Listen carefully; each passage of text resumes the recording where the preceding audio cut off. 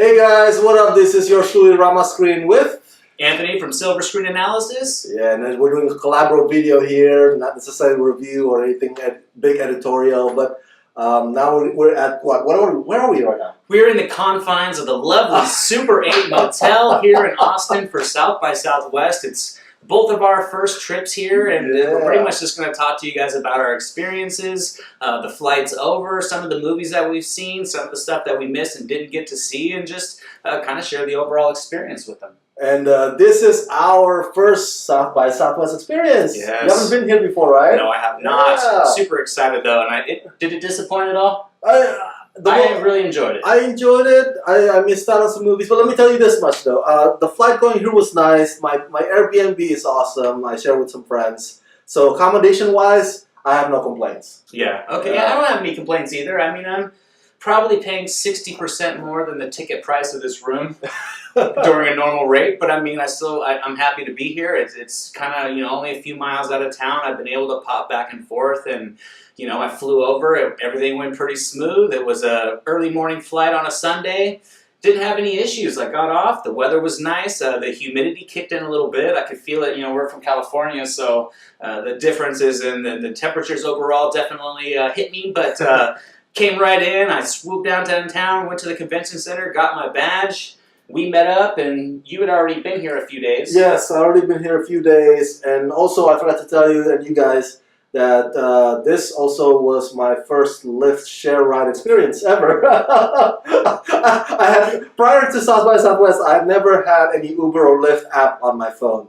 I was for a man that lives in Los Angeles, can you believe it? I was astonished when he told me that. And fortunately, I had the experience here because people in Austin are just so friendly, including the Lyft drivers. They're chatty, they're engaging, right? Yeah, I would say pretty much that's one of the cool things. I've been to Texas before. I've never been to Austin.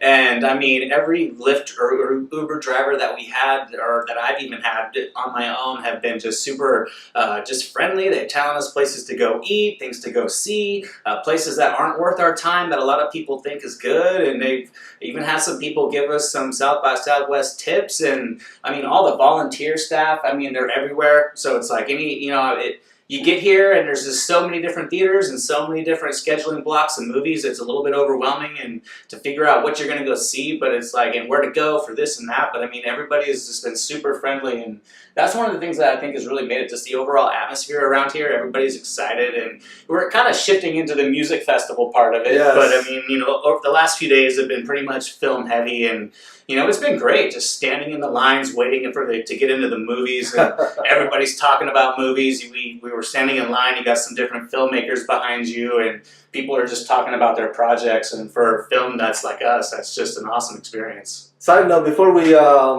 get to talking about the movies that we've seen and the movies that we miss out on, I just want to say, like, earlier today I had my first Texan barbecue in a restaurant. I forgot what the name of the restaurant is, I apologize, but if you come to Austin, that is one of their appeals, barbecue. And outside it, after I ate, I came out, and I was like, I want to take a photo with the sign, and I was like, I tried to take a selfie by myself, couldn't really go, work it well. But there's this Texan woman, very nice lady, like, with her heavy Southern accent. It's like, hey, you want me to take a photo of you? And like she directed me. It's like, yeah, stand over there. And how about you stand over here a little bit? So that's how nice the people here. They're really, really friendly and willing to help. So, but yeah, let's do a segue to the movies that we've seen and that we haven't seen, or we kind of like, oh man, I wish I had seen that. Southwest. I came earlier, of course, so I got to see Us. Fantastic. I posted the review on Rama Screen channel. I saw Long Shot. Not too excited about that one. And I think Long Shot comes out in May, and Us comes out later this month. So don't worry, you can still get to see Us, but it's just the next few weeks. A lot of big studios bring their movies, like you said, up front, because the music festivals, when they take over the second week, that's it. It's all about just the music, basically, mainly. Yeah, just people say the crowd shift is pretty much noticeable. They say it goes from kind of like the business crowd, the film crowd, to the music lovers. So yeah, I mean, I was kind of disappointed. I got in here on Sunday. You came in Thursday night? Thursday, yeah. Yeah, so I was twiddling my thumb. a lot of movies. A lot of movies happened. And it was a very front-loaded schedule. Yeah. And I was able. My first movie that I caught was The Highwayman, coming out on Netflix with Kevin Costner. We got to go watch that together. Yeah. But yeah, you got a good jump on some of the big ones. You did miss Beach Bum. I know. I told Anthony, it's like, I did not like Harmony Korine, Yeah. right? The director of Spring Breakers is the same guy who gave us Beach Bum. I did not like Spring Breakers, but I was curious to see Beach Bum just to say that I've seen it, Right. But yeah, that's one of the disappointments. And of course, I didn't get to see Booksmart. You got to see Booksmart. Was lucky enough to catch that on a second screening. It's absolutely fantastic. Oh. I highly recommend it. It was, we came, some other YouTubers and critics that we know are here, like Griff from Men vs. Movies and Zach Pope. Both of them just praised the movie. Yeah. So once there was a second screening that came out, I jumped all on top of that, and it did not disappoint. I mean, the character performances were just great. This is Olivia Wilde's first full feature directorial debut, and she knocked it out of the park. Her husband, Jason Sudeikis, came in there. He has a nice bit part that really works, and just all the humor was just very sincere. It was a lot of dialogue heavy humor, but it wasn't jokes. Everything was really worked into just the natural progression of these high school kids that basically have spent their entire school career up to this point just focusing on the grades. They're not having parties, they're not going out to the parties, they're not the cool crowd. And then they find out that, some of the other people that did do the partying and did have all the fun are still going to the big schools. And that was one of the things that they kind of motivated them, was to they're going to work harder and they're going to do big things, and then other people kind of got to play and work hard and still were able to go do great things. So they kind of try to relive their high school partying career in one night. And over the course of the night, their actual friendship evolves, just their acceptance to the different just things that, coming out of high school you have to deal with. It's like the adult world, college, making your own decision, paying your own bills, leaving some of your friends for the first time, and it just captured all of that great. But you haven't posted any since you came here. No, nothing yet. Nothing yet. Okay. But it will be coming on the channel soon. Yeah, I'm going to do it. a very detailed video review on that. I'll have it up pretty much as soon as I get back to talk. And I got a lot of good things to say about that movie. I know it's not always a coming of age movie isn't always able to grab me, and so when I think that one, even though the framework of what high school is today is much different than when I went back to school, not to date myself, but even though it's just much more advanced than high school was, and just the things that you have to deal with now are different than what, even you and I both had to deal with in high school, you can still connect with the emotions and the feelings, just the trepidation that they feel towards just all the things that are coming. So it really swooped me in. It's got a fantastic soundtrack that just pumps a bunch of energy into it, and yeah, I can't wait to see what Wilde does next from a directorial aspect. But I totally can relate to that, folks, because, dude, I lost a lot of sleep hours. To the idea to I did my video review of Us in maybe 1 hour, 2 hours, because the next thing I got to go back to Alamo and do another screening. And at night I would lose I would only get 3 hours of sleep, because once I get back, I upload the Q&A.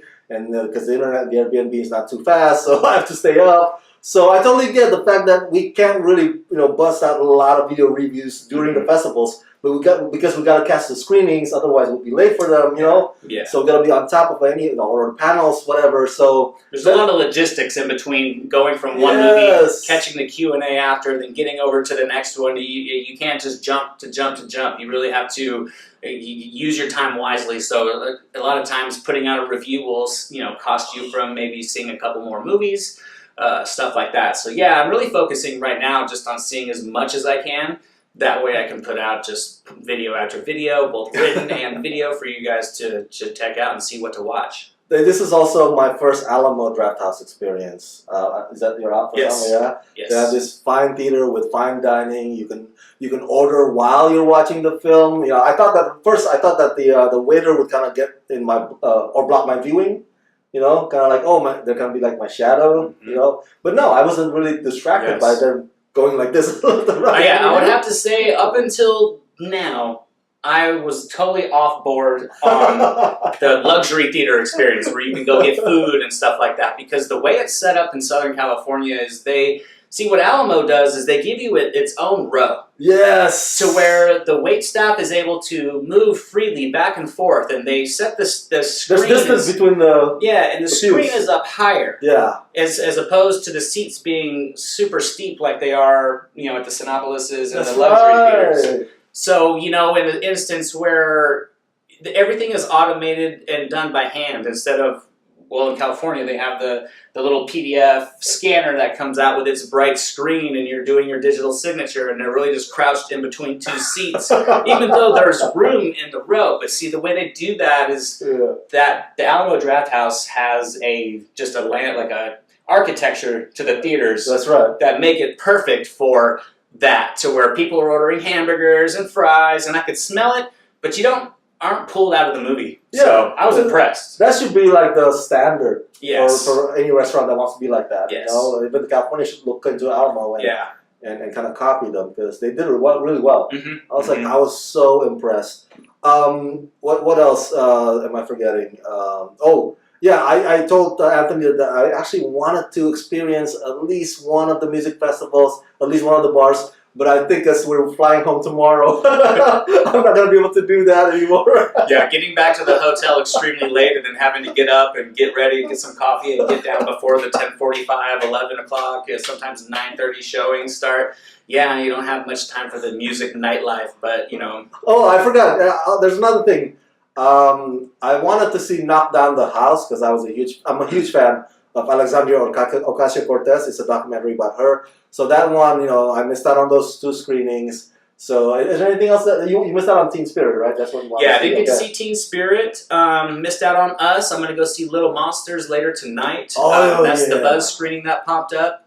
But let's just go into the first movie that we watched together, which was The Highway. I got my badge. I came down and met him. It was at the Paramount Theater, which is just this old, luxurious theater, which is it's loaded with ornate detail. I mean, so I'm short. Yeah. Leg room is a little stiff in there, so if I am short on leg space, Rama was kind of folded up in his chair. He didn't really move for the entire time. My legs were asleep, bro. Yeah.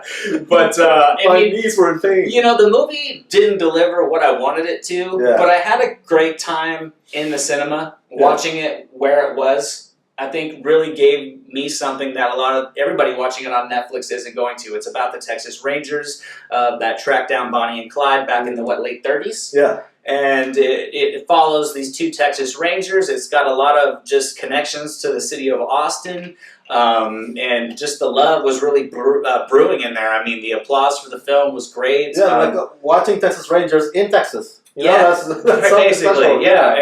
And there was parts of the movie that I really liked, but you and I were both kind of on the same page. It was a little bit slow in the second act. I wanted a little bit more progression. I kind of felt like I was going to be going into this game of cat and mouse between these 2 Rangers and Bonnie and Clyde. They, like they said in the Q&A, they wanted to romanticize Bonnie and Clyde and make them just these kind of like figures rather than actual characters, and they were kind of faceless and dialogueless, and I get where they were going with that. I know it was focusing on the specific Rangers themselves. It was their story and their journey, but I think you could have incorporated a little bit more Bonnie and Clyde just to kind of, for those people who aren't familiar with the original film or Bonnie and Clyde's criminal legacy, I guess you could say, it would have really just added much more impact to what these Rangers were up against, because I think there's going to be a lot of people that aren't going to really connect with just why I didn't really, from Bonnie and Clyde, you never are really given just the ramifications of why these are needed, other than telling you, they've been on the road for this long, they've been killing for this long. It's kind of really delivered in exposition. It didn't capture that weight of what these 2 guys are up against, and also during the second act, as it progresses, it doesn't really move forward a lot, and then it really kind of moves forward very quickly. And that's kind of what I thought. No, I couldn't agree. I could not agree more. The fact that, first of all, the managing programmer says that, while you're watching this, you can't help but think of the 1967 movies on the back of your head. But I've seen the 1967 movie. I loved it. And I didn't have that in the back of my head because, like you said, Bonnie and Clyde was kind of pushed to the back seat, like a couple of figures instead of a couple of characters. And I think when you have somebody as iconic or a couple as iconic as Bonnie and Clyde, not to have them be part of the story. I know their intention is that way, so that because the title is The Highwaymen, it's not about Bonnie and Clyde. I get it, but to some of us, fans of the '67 movie, we feel like we're kind of at least for me, I feel like, wow, man, I feel dissatisfied, like I'm being cheated out of what could be, a much better story. And number two, and I mentioned this to you, the character's existential soul journey between Kevin Costner and Woody Harrelson just did not work for me. They tried to push it many times, like it's like, oh, Kevin Costner's about to cross the line, almost shoot this guy in the face, because this thing has frustrated him. The case has frustrated. But I didn't get that from him. And I feel like when Woody Harrelson says to Kevin Costner, like, that's the difference between you and me. It's like, okay, yeah. I'm not getting that either. Yeah. And, on top of the fact that Woody Harrelson trying to be put as the father figure to Thomas Mann's character, and there's a bunch of things, the parts of this story that feels like underdeveloped. Yeah, so that's my thoughts about it. Yeah, I would say like in the first act, you get that one scene. There's a scene with Bonnie and Clyde that shows them doing something, and I think that immediately when the film starts, a couple scenes later, you get that. So you're just like, oh, here's your antagonist and here's your protagonist, but from there you don't get any more of that. You're kind of left to have that as what builds the intensity, and then throughout, Kevin Costner is very stoic, and it's supposed to capture that, like you said, the troubled soul, but for some reason, and even though the performances were very good, it felt like I was watching two very good performances from Woody Harrelson and Kevin Costner. It didn't feel like I was watching character portrayals as much, and it's but I mean, we talked. I think you mentioned that how they solve the case makes them look incompetent, like for the bigger part of the movie. It's like, oh, that's it. That's all you got to do to yeah, I mean, the way it progresses, I mean, I guess I wouldn't say incompetent really, but I guess you could just say it was very convenient. Convenient, yeah. Everything really, the movie is progressing through all this time, and you're getting some of the character layers, you're getting the current story layer, and then pieces really start to fall into place really quick. Yeah. And it kind of, my first instinct when a certain scene happened was, well, they've been reading these papers on the road. They've been reading all the documents on it. That's true. Wasn't that something you guys would have noticed? Exactly. Earlier? Like, because I get it. Like, they're always one step behind, right? Yes. That's their feelings. Like, man, they're always a step ahead of us. But it gets to happen too frequently. Yeah. To the point, like, okay, when are they actually going to catch up? And I think you said, like, oh, finally they talk to that guy, and then they put the pieces together, and they plan the ambush. But, a big chunk of the movie was just like, oh, come on, get there already, get there already, get there already. I completely grasped and connected to the determination they had. Yeah. I just wanted to feel the cunningness and the clever wit, which it lacks. That really, I think the dialogue and the script failed to really properly develop. I mean, it's a beautiful looking film. I mean, it captures the time period, the settings, the camera work, even the musical score. The night scenes look great. The way scenes are framed up look great. I think the script itself just didn't really do it. It's so disappointing that afterwards I wanted, because they're having plenty versions of Bonnie and Clyde. I'd rather see another version of Bonnie and Clyde made than to watch this movie again. Right, or more of a crossover. Yeah. To where I wanted that game of cat and mouse. Oh yeah, level playing field. I wanted to see Bonnie and Clyde slip a little bit further away, and then the wit and the skill of the marshals to catch up, and then to pull away and then catch up, and it just kind of felt like this, and then jump right over, and we're done. But it wasn't a bad movie. I was still, if you are interested in the subject matter or the story, it's definitely worth checking out for your own opinion. I just kind of was hoping to get into something that, from all appearances, had the emotional weight to it, but just didn't feel it inside, really.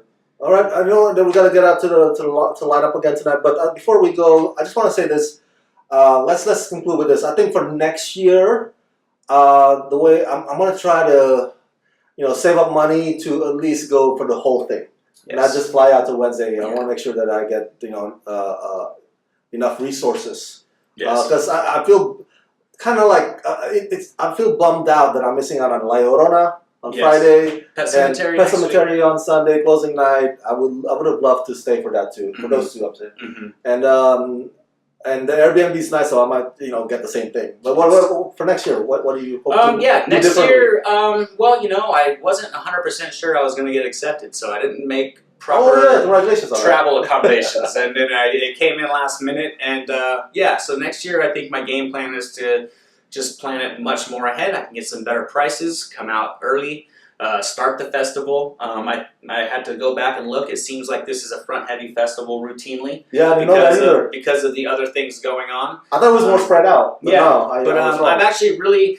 One of the things about South by Southwest that I really enjoyed is the fact that they, some of the headlining films, if they're getting good word of mouth, they're giving secondary screenings too, which is great because a lot of film festivals don't do that. So for the fact that I missed Booksmart and then was able to catch it again is an awesome thing. Little Monsters Tonight? Little Monsters Tonight. I watched a great movie this morning called Villains with Micah Monroe and Bill Skarsgård. Highly recommend checking that movie out when you guys. That was the second screening, right? That was the second screening as well. Word of mouth spread, so they threw it in there, and I mean it was a Tuesday morning, 10:45, and the theater was full, and it was great just hearing the two directors talk about the writers and the directors. It's kind of like a Bonnie and Clyde story, in a sense, from Bonnie and Clyde's perspective. It's almost more of a Bonnie and Clyde mixed with a little Woody Harrelson and Juliette Lewis from Natural Born Killers. But it has just a great sense of humor. It's just oddly unique and eccentric in all the right ways. It has great unpredictability. So that was another awesome movie. I really like the fact that they give people the chance to see movies again. Certain ones, certain like movies like Us and stuff like that that are big. They're big enough. They're going to go out to the theaters no matter what. But some of these other movies, it's cool. And the writer and the director showed up for the secondary screening to do a Q&A after, and that's not always the case. A lot of times after the secondary screening, after the first premiere, a lot of the talent doesn't come back for Q&As, but they wanted to come talk about their film with a whole new audience. So it's awesome. But I'm excited to come back next year. And you're flying out tomorrow, yes. And because the women here are pretty, I'm gonna stay here in Austin. I'm just kidding. I'm flying. He's moving into the Super 8 motel. The gas is cheap, folks. The gas is super cheap. Yeah, below $2 per gallon. So I'm gonna cry again when I come back to California and see the price. You need to take home an extra tank of gas with me so I can put it in my car when I get home. Well, thanks for tuning in, folks. And thank you. Where can I find you, bro? You can find me at Your Cinema Guy on Twitter, silverscreenanalysis.com, Silver Screen Analysis on YouTube, talking movies just like Rama all the time, guys. And for me, youtube.com/RamaScreen1. Subscribe to both our channels. Yes. Thank you, guys. Let's rock this.